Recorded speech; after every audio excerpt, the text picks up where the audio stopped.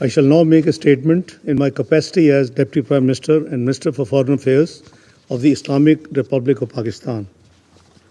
Mr. Secretary General, fellow ministers, excellencies, distinguished delegates, it is a great honor and pleasure to preside over today's high-level open debate of the UN Security Council on the important theme of promoting international peace and security through multilateralism and peaceful settlement of disputes. Pakistan is striving to fulfill the solemn responsibility of Security Council's presidency with a deep sense of purpose, humility, and conviction. Our approach will continue to remain anchored in the purposes and principles of the UN Charter, respect for international law, and a steadfast commitment to multilateralism. I thank Secretary General for his thoughtful and insightful remarks. We deeply appreciate Secretary General's leadership and the commitment in upholding the noble ideals enshrined in the UN Charter. I also wish to acknowledge the high level of interest among the UN membership in today's open debate, including ministerial participation.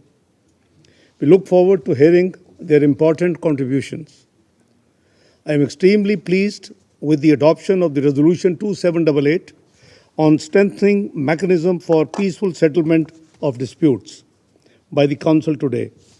It is indeed a welcome expression of our collective will and the determination to pursuing dialogue and diplomacy for the pacific settlement of disputes in full conformity with the Charter and the expectations of the international community.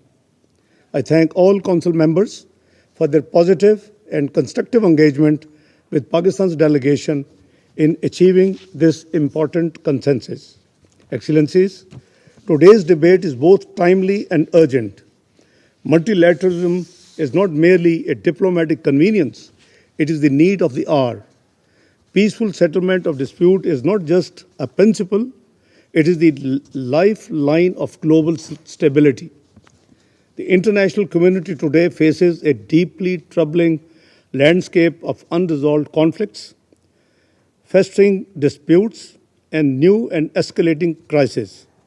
Geopolitical rivalries, erosion of trust in multilateral institutions, and persistent non-compliance with Security Council resolutions continue to undermine our shared commitment to the maintenance of the international peace and security and respect for international law. Around the world, unresolved disputes have morphed into prolonged conflicts. The flames of war rage in several regions across the globe. These crises have inflicted untold human sufferings, displaced millions, and undermined our collective faith in the international system's ability to deliver justice and peace. Excellencies,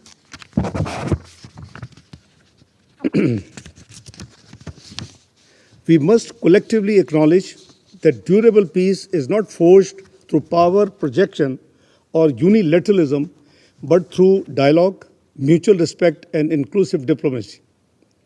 The centrality of multilateralism, as reaffirmed in the Pact for the Future, offers a framework for trust building and cooperation essential to conflict prevention and resolution.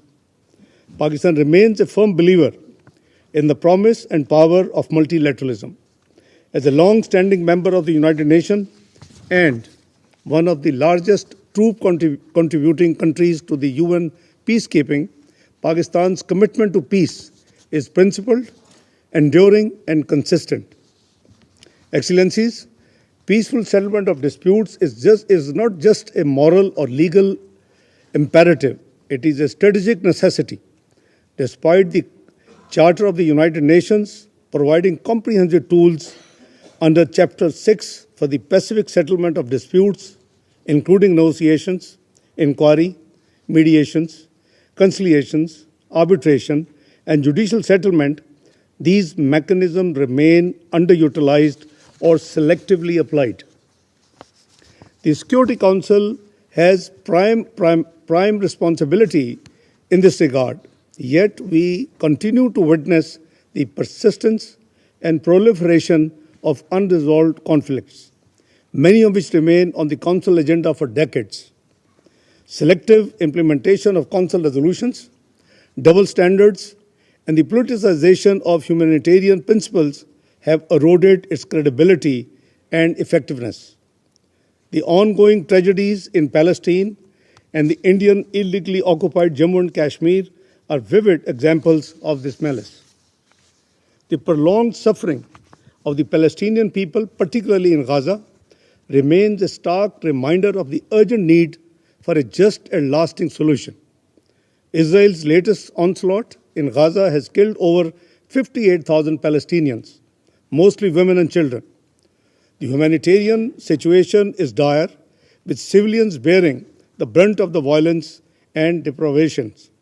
We reiterate the call for an immediate, unconditional, and permanent ceasefire in Gaza and across the occupied territory. The ceasefire must serve as a stepping stone for a broader and durable peace.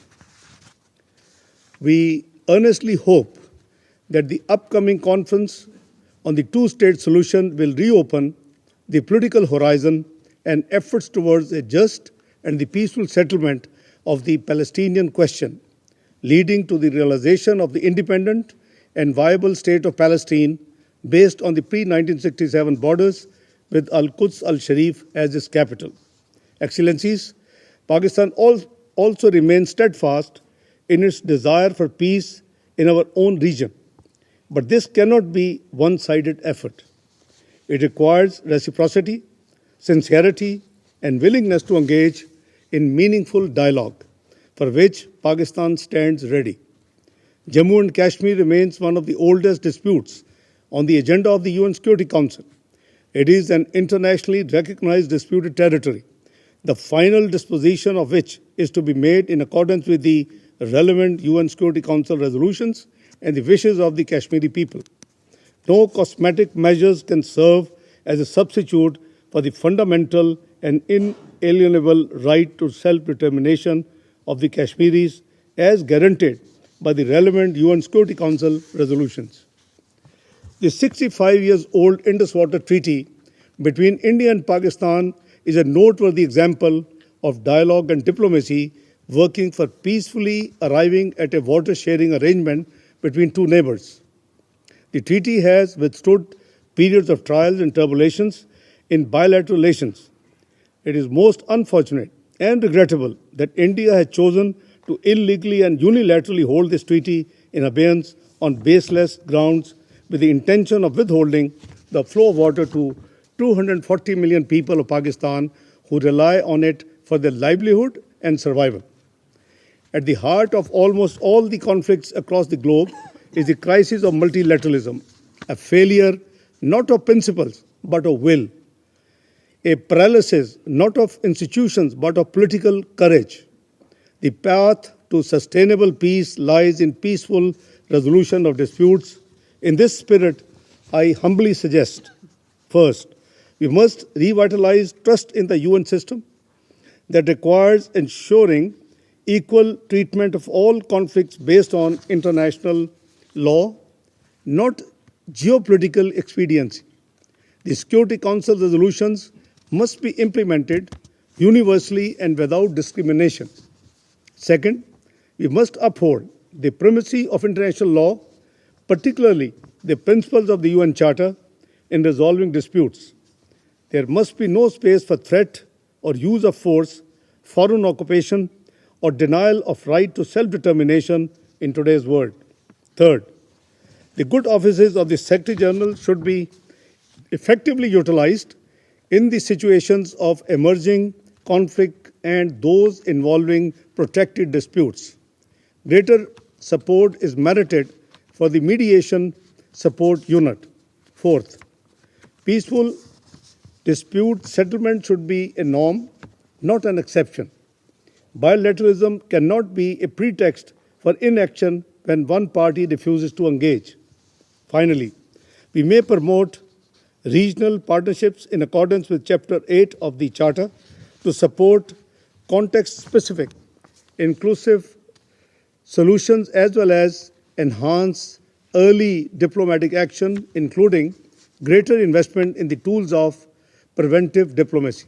Excellencies, Pakistan's foreign policy remains anchored in the principles of UN Charter, sovereign equality of states, non-interference, a right to self-determination, and the peaceful settlement of disputes. We have always preferred diplomacy over confrontation, engagement over isolation, and partnership over polarization. We covet a world that is not divided by conflict, but united by cooperation and peaceful coexistence. Excellencies, let this debate serve as a collective reaffirmation of our faith in multilateralism, a recommitment to the peaceful settlement of disputes, and a solemn promise to those who look to this Council not for words, but for action. It is time to return to the spirit of San Francisco, where the Charter was born out of the ashes of war and with a hope for peace. At the 80th anniversary of the foundation of the organization, we owe it to the peoples of the world to make the UN even more relevant as a platform for dialogue, but also as an institution that delivers justice, upholds international law, and promotes sustainable peace. I thank you all. I now resume my functions as President of the Council.